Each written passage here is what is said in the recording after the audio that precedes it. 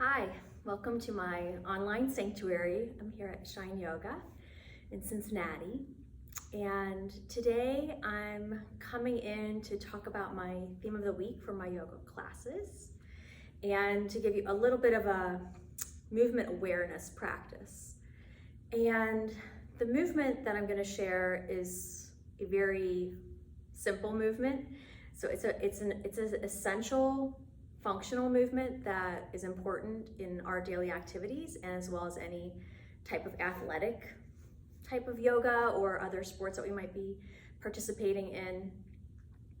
And it's something that a lot of times our sport or our life habits actually kind of prevent us from having full function of this very small particular movement. That's a hint. What I'm working on in my classes this week is that I'm back to using the tarot for some of my themes. We're working our way through.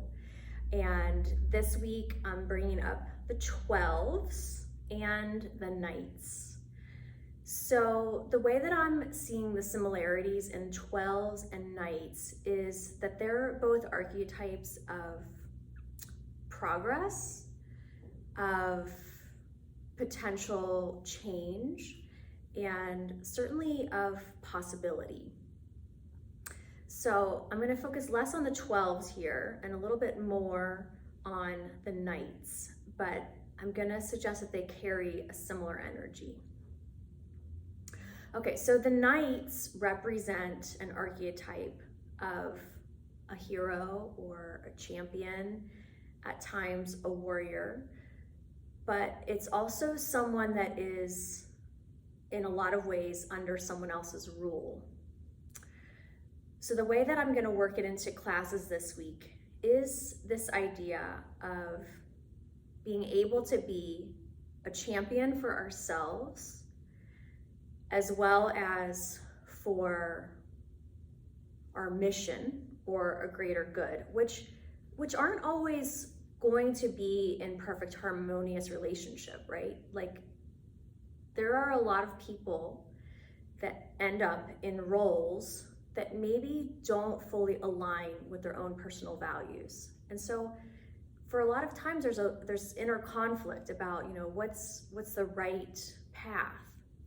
And in our yoga practices, we're always looking to have a capacity to resolve any inner conflict as a way to create a foundation for being able to resolve external conflict. So the work in the yoga room, on the yoga mat, in your meditation space is the internal work. And hopefully that reveals insights that you can bring into your everyday life. One of the primary definitions of yoga that I use is this concept of skillful action. And so the point is to try to be consciously aware of as big of the picture as you can manage to hold in your consciousness, to weigh the options, to weigh the possibilities, and then to choose purposefully. So this week in class, we are going to do a little contemplation. And the contemplation, which I'm not going to take time for here in this video, because this video really is more of an overview, or just, to sprinkle some ideas that you might play with in your own practices, whether you're a student or teacher or not even into yoga yet.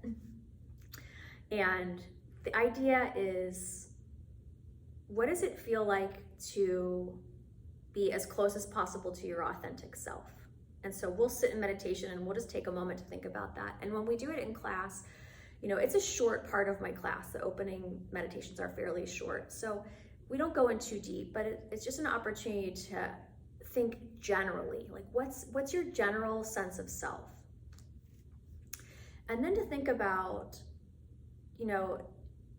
is your general sense of self really feeling like in its integrity in the way that your life is working out right now? And it's not about critiquing, it's not about being right or wrong or good or bad. It's just about taking time to really let yourself see the truth of the situations that are at hand. And it doesn't mean that you can fix it right away. or potentially even ever, but that you're opening up that possibility. You're opening up the possibility of how can I be in alignment, as we'll say, energetic alignment, that my authentic self, who I feel like I am at my core, is able to show up in the world the way that I really want to show up in the world. Now, there's all kinds of things that happen that make us feel probably not fully ourselves. And, you know, it's the things that maybe don't even feel polite to talk about, like, you know, being a mother, being a parent or a mother or a caregiver, that, you know, it's probably a role that I shouldn't even say probably, but for a lot of people, it's a role. I'll take myself, for example, a role we fully embrace. You know, we're happy we've done it, and maybe it feels like the best thing in our life. But there's also sacrifices that we have to make for ourselves to support other people or other ways that we're showing up in the world. So just to be in that space where we can see, you know, what's the match like? My authentic self and the way that I'm showing up in the world, how congruent are they? How close are they?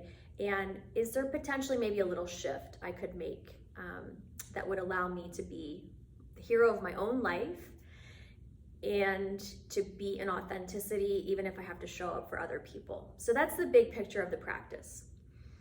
In yoga, we have a lot of knight poses, a lot of warrior poses, and a lot of hero poses. So that's what we're going to explore in the movement practice.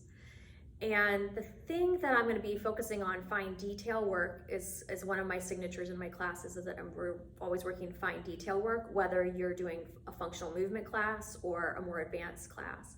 And what we're going to pay attention to is the spiral of the legs and hips.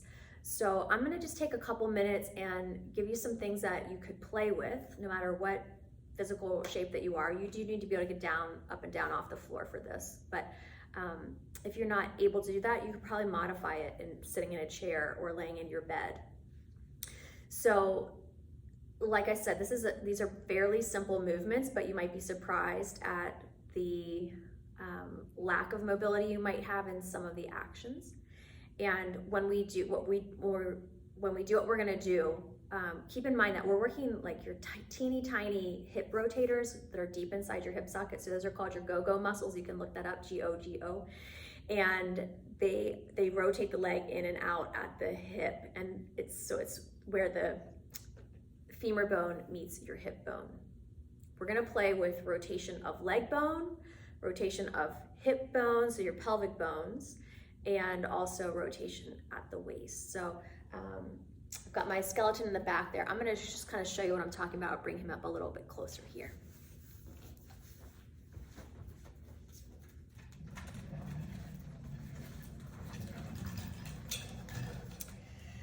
Okay, so I will say that for a lot of people that practice yoga, you might have done something similar in your younger years, or maybe you're doing that now, for example, dance or gymnastics.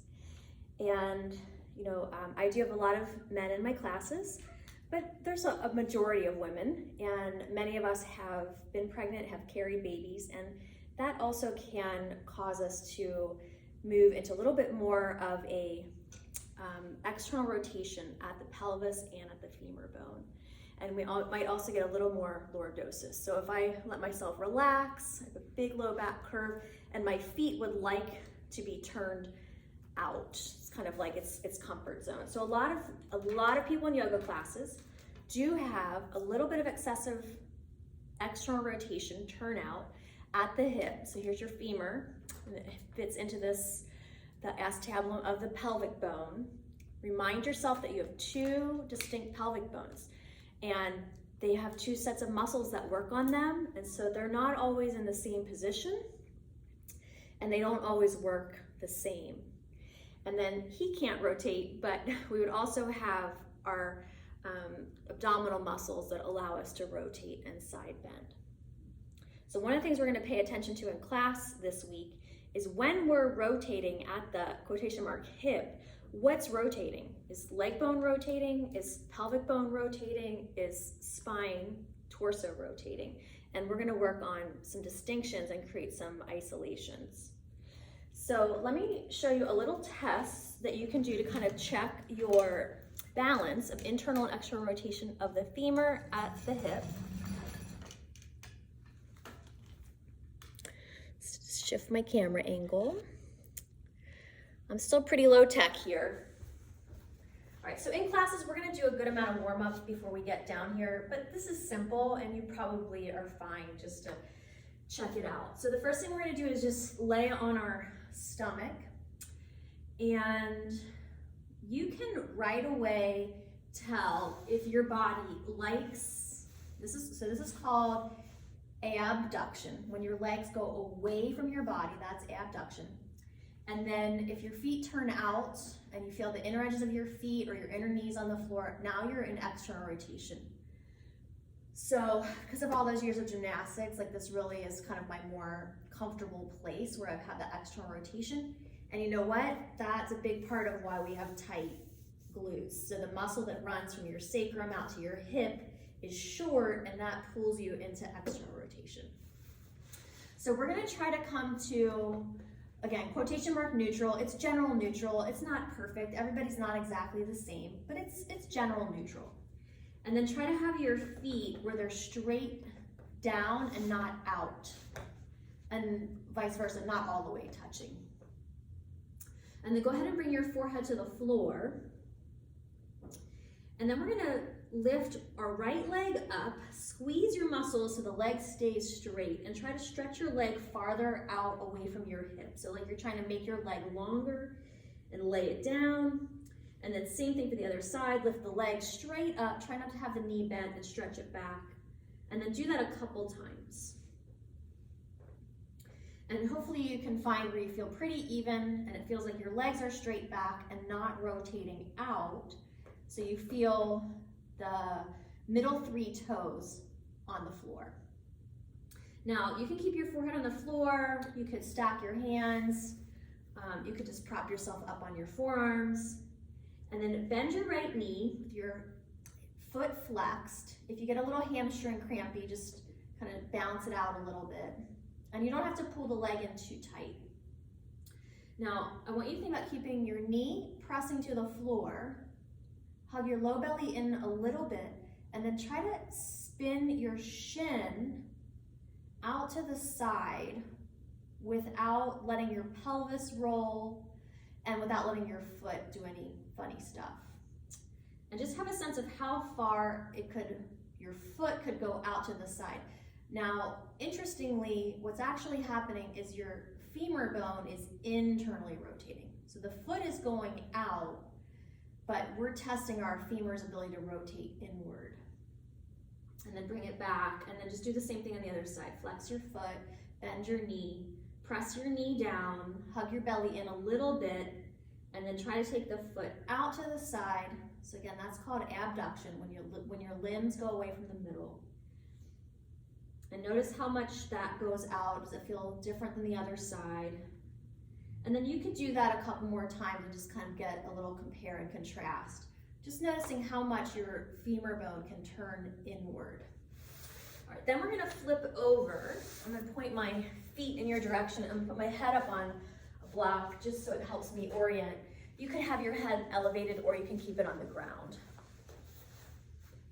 I'm gonna have one knee bent, the other leg straight. And again, we want the leg straight out. And again, flex your foot, and you're gonna try to keep your ankle stable so your foot's not doing the turning, it really is your leg. And then with your hands on your hip points, turn your leg outward. Don't let it go out to the side, you're just now going external rotation. How much can it roll out? And then see how much it can turn in. And you can see in my body, I have very little internal rotation. I have really tight, externally rotated hips. So just doing this exercise is a really good exercise for a person like me. And you can just do that a couple times, noticing how much you can go out. Try to let it roll out, but don't let your body turn to the right, and then go back in. And then we'll just do it on the other side. Reset your pelvis if it feels uneven. So you're flexing your foot, hands on your hip points, and you're gonna try to get your leg to spiral to externally rotate at the femur without letting your hip turn outward. And then try to turn it in, and then just do that a couple more times. So that's a great exercise in and of itself, just getting your leg to rotate out and in, out and in. Now, if you're doing more exercisey or athletic type yoga, one place this really shows up is in our lunge and warrior series. So this week we're gonna explore a lot of those poses, and I'm just gonna do one with you here. So that is a kneeling lunge, and you can just step 1 foot forward. I've got my left foot forward, but I'm nearing you, so you can use your right foot if you'd like. And then I have a hands on block, so I don't have to have my hand all the way in the ground, but you could be there. And you're just gonna let yourself lunge in a little bit from the side, like this. And we're not pushing or forcing, we're really doing this more as an assessment. And then just notice what your front knee is doing. So mine likes to go out and rotate out. Not necessarily a bad thing. In my case, it is a bit of a challenge. I have to work to keep these hips good and balanced and pain-free. So for an exercise, I'm gonna grab another block. So I'm gonna have both hands on blocks. And I'm gonna practice squeezing my front knee in tight. And what that does for me is it tones these inner thigh muscles.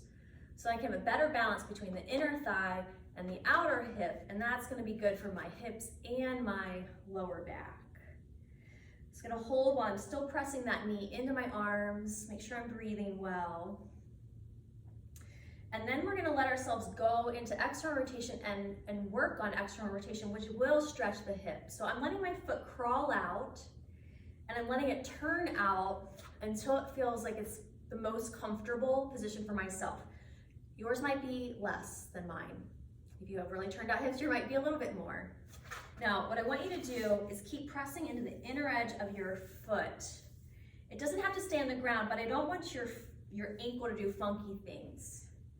And then we're gonna start to let the knee press outward. And now I'm actively externally rotating my leg at the hip. I'm just gonna hold this a couple breaths. And then I'm gonna walk it back in, and I'm gonna reestablish where knee is in line with hip and ankle and toes. Looks like I don't have it quite fully, but it's effortful, so I'm gonna count that as enough. And then we're gonna come to an upright kneeling lunge, and I call this the figure 4. So I want you to be pretty squared off. Most people, especially in yoga classes, kind of lunge a little forward. So you're gonna stack your hips over your back knee, and then you want a 90-degree angle here and fairly 90 at the hip. Now I'm gonna work to keep my knee pointing straight forward. So I don't want it to rock in or out, straight forward. I'm crossing my right hand to the outside of my left knee. It's the opposite hand up, opposite knee. Back hand to your hip. Pull your spine tall and long. Now try to twist your waist without letting your knee press in or out. And your hand can help you hold that. Take a nice breath here.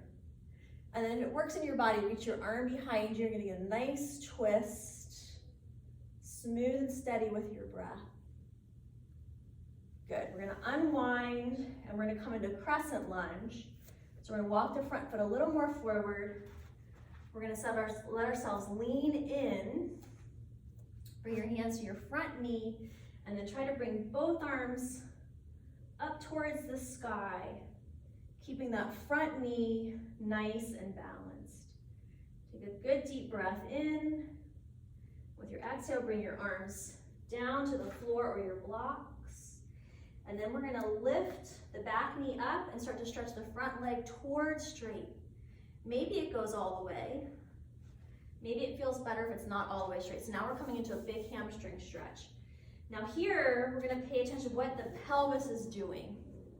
So as you stretch your leg straight, a lot of times it will rotate the pelvis where that back hip starts to lift up. So we're gonna try to keep our hips level, working the front leg in the direction of straight, and then maybe fold down in a little bit. Take a couple easy breaths. Lower your back knee down, and we'll go through that on the other side, and then I'll finish up here for today. So we're gonna take that front foot just naturally forward. Hands can be on blocks or the floor.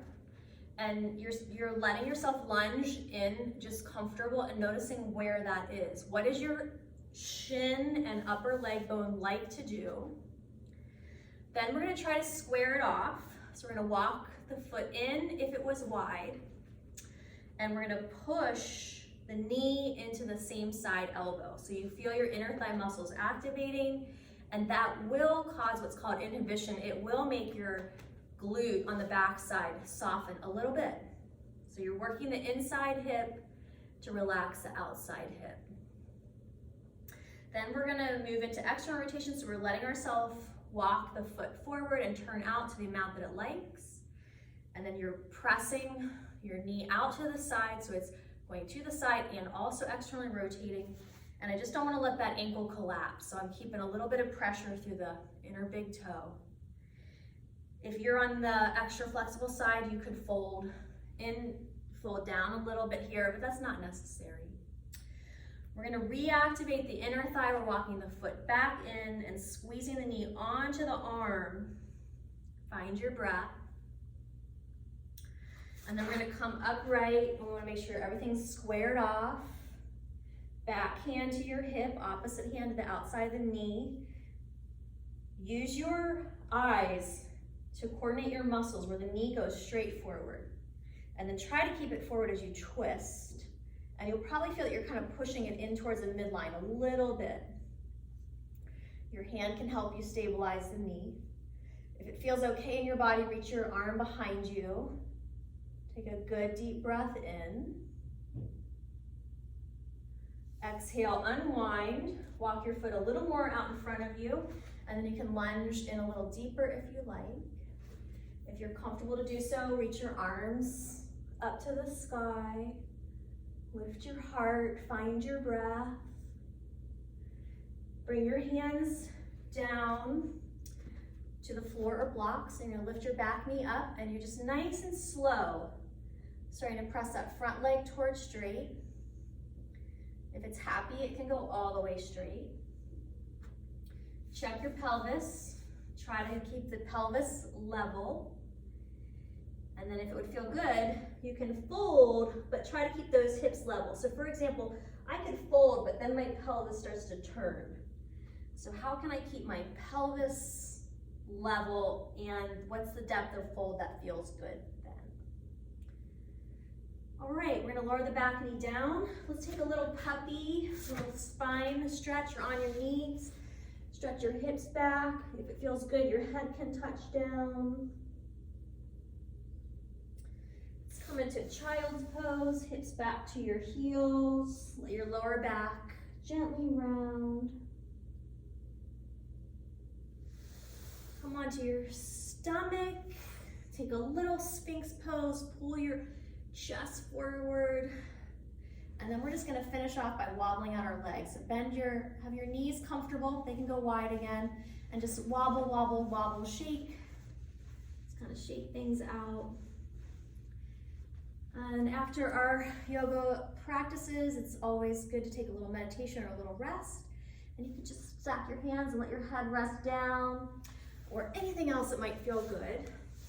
If you did get moving and you feel motivated to keep moving, just trust your instincts and do what feels good there. All right, so that's it for me today. I hope that you got something good out of our time together. If you're interested in knowing more about me, you can find information at my website, which is Kobe, K-O-B-E, Noble, N-O-B-L-E.com. Have a good week, everybody.